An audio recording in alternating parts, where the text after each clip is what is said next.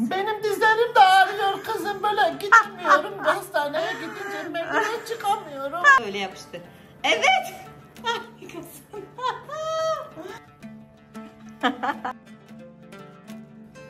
Bugün de sürprizimiz nedir? Bugün şöyle alnınızda kırışıklıklar var ya, oraları gidermek için çok doğal, çok ekonomik, çok faydalı bir tarifle birlikteyiz. Ne kullanacağız biliyor musunuz bu bitkinin adını? Bitkinin adını biliyorum. Söyleyin. Alo Vera. Okey. Aloe vera bitkisi kolajen üretimini hızlandırıyor. Bu kırışıklıkları çok güzel giderecek. Bir de herkesin evinde olması gereken bir bitki. Hatta ben size bunu hediye edeyim. Kullandıktan sonra büyük ihtimalle kendiniz almak isteyeceksiniz zaten. Yara var. Çocuğunuzda yara var. Hemen sürebilirsiniz. Böcek ısırdı, sinek ısırdı sürebilirsiniz. Kırışıklıklarınızı tedavi etmek için kullanabilirsiniz. Hatta ben birçok tarifte kendi doğal kremimi yaparken bunu kullanıyorum. Bugün size güzel bir maske yapalım. Hadi buyurun. Önce ne yapıyoruz? Sizden şöyle dolgun olan güzel bir tane aloe vera bitkisinin yaprağından koparmanızı isteyeceğim. Dikkat etmeniz gereken birkaç şey var. Bu arada onları da anlatayım. Çok kökten kesmediniz inşallah. Geliyorum. Amin. Bekleyin. Bekleyin bakalım. Bakalım. Nereden koparttığınızı bir gösterir misiniz? Tamam. Kökünden birkaç santim öteden kesiyorsunuz. Çünkü burası iyileşecek. Birkaç günü burası kendini onaracak. Ondan sonra tekrardan çıkmaya devam edecek. Şöyle dolgun, güzel, etli olanlardan bir tane seçtiniz. Şunu bir tutar mısınız? Buyurun. Devam. Şöyle bir bardak su aldık. Oda sıcaklığında bir bardak su aldık ya. Bitkiyi lütfen onun içerisine bırakın. Neden? Sizce neden olabilir? Atalım. Okey. Neden olabilir? Susamıştır. Susamıştır. Okey. Bunun içerisinde bakın o sarı bir sıvı akıtıyor. Fazla lateks de cildimize alerji oluşturabiliyor. O yüzden biz o sarı sıvıyı akıttıktan sonra bitkiyle işlemi yapmaya başlayacağız. Alerji oluşumunun önüne geçmiş olacağız. Hazırlıyoruz. Hadi buyurun. Şimdi aloe vera bitkimizi oda sıcaklığındaki bir bardak suda beklettik ya. Bakın şöyle sarı sıvı aktı. Su artık sapsarı oldu. Gördün mü suyu? Gördüm.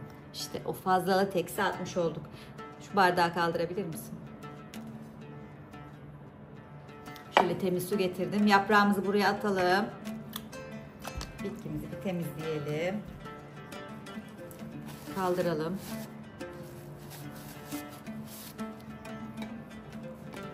Bak bu şekilde.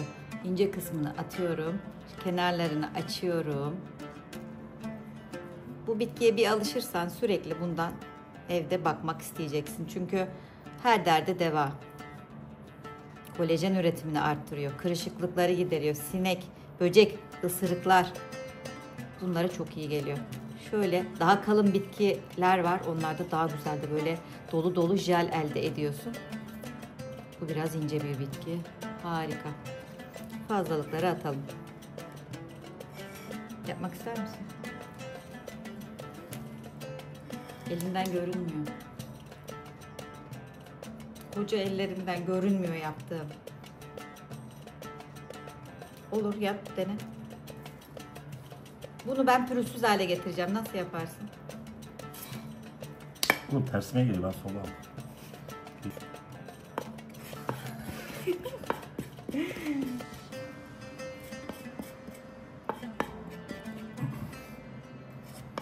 Elini uzat. Bunu atmayacaksın. Bunu yüzüne de yapıştır. Çek, kalsın bu böyle.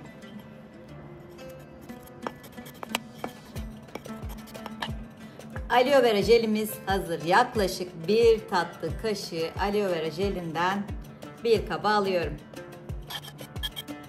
Şimdi bunun içerisine 2 tane ekleme yapacağım. Bir tanesi Hindistan cevizi yağı. İnanılmaz nem veriyor. Cildin kuruduysa yapabileceğin en etkili tariflerden birisi bu. Hindistan cevizi yüksek oranda E vitamini içeriyor. Cildi çok yoğun nemlendiriyor. Kırışıklıkları çok iyi geliyor. Şöyle ne kadar? 1 çay kaşığı ölçeyim. Bu sefer ölçerek yapalım. 1 tatlı kaşığı aloe vera jelinin üzerine 1 çay kaşığı Hindistan cevizi yağı. Son bir ürün daha ekleyeceğim. Tamamdır tarifim. Son ürünüm E vitamini. Dilerseniz böyle kapsül olandan, dilerseniz damlalıklı olandan E vitamini. 3-4 damla eklememiz yeterli. Hangisini ekleyelim? Damlatalım mı yoksa? Damlatalım bence. Bunu patlatmak istemez misin? Şunu şöyle, kalanını da elimize yüzümüze süreriz. Çok iyi geliyor. Bunu saçlara da sürebilirsin. El, tırnak, cilt bakımına çok iyi geliyor. Sana şöyle bir de kürdan vereyim. Şunu şöyle patlatıp içerisine akıt bakalım. Gene koca ellerinden görünmüyor ne yaptın. Evet. Tek delik yeterli.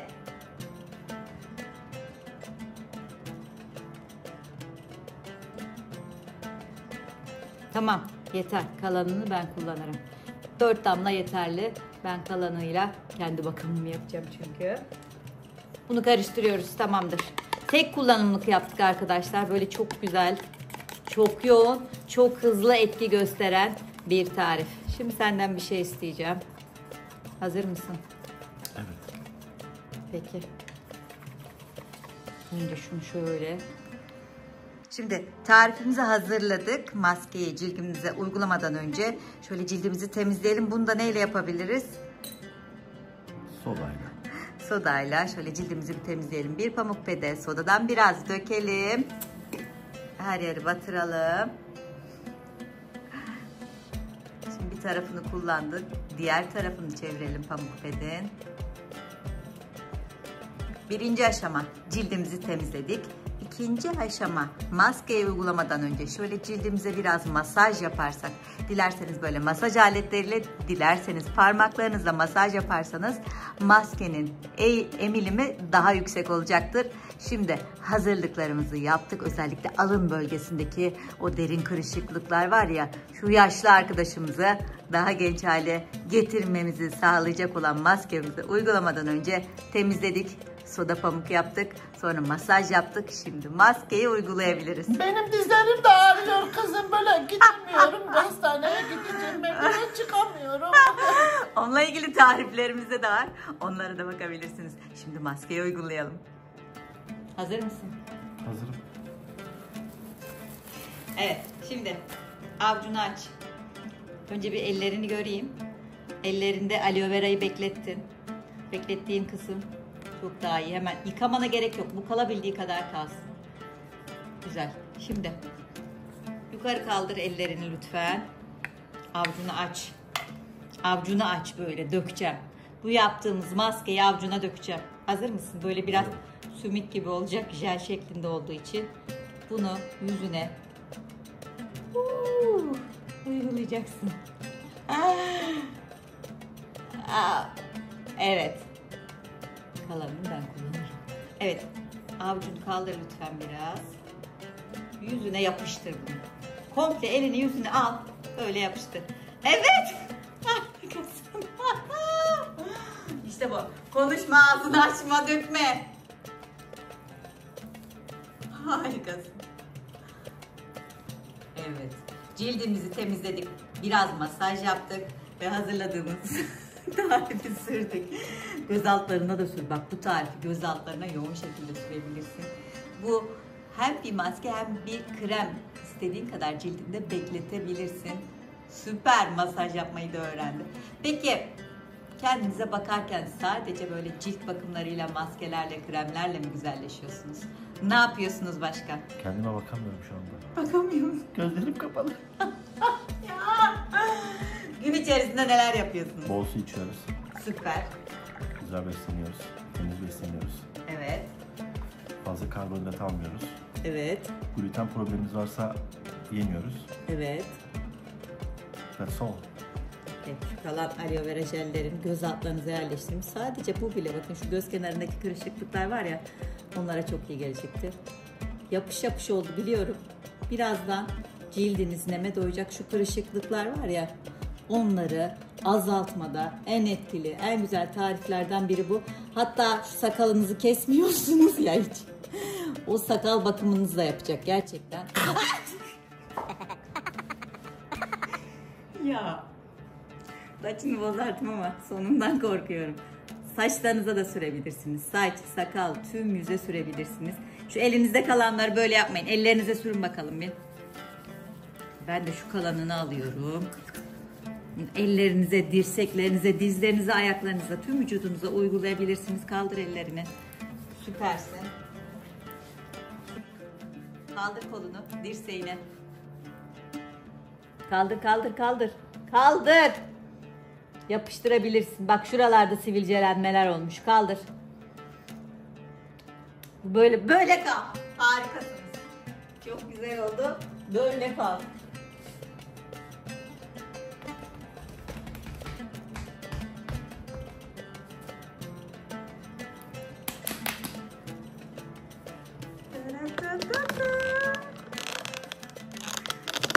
Teyze, dayı ne yapıyor?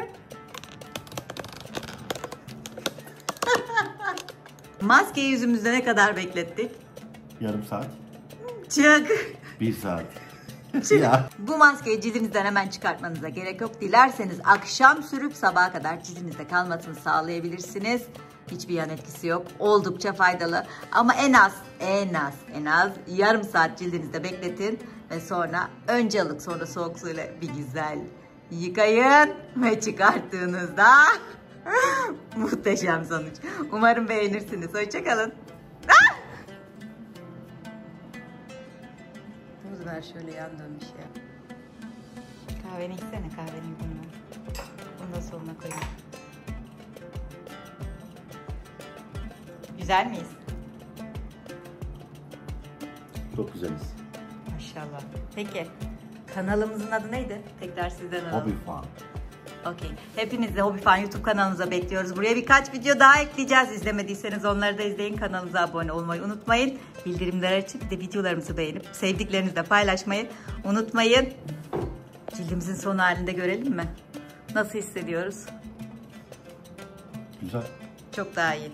Süpersiniz. Bu arada şurada küçük bir yaranız olmuş. Kediniz ya da köpeğini çizdi büyük ihtimalle. Evet. Teşekkür ederiz. Hoşçakalın. Hiç gülmüyorsun şu an çok. Ya. Bay bay yap.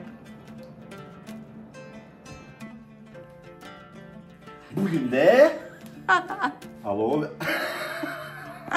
Baştan. Ay baştan değil. Baştan. Hayır devam et. Şampanya alır mısın? Şampanya. İçsene. Ladies and gentlemen. İçsene. Hayır şaka yapıyorum.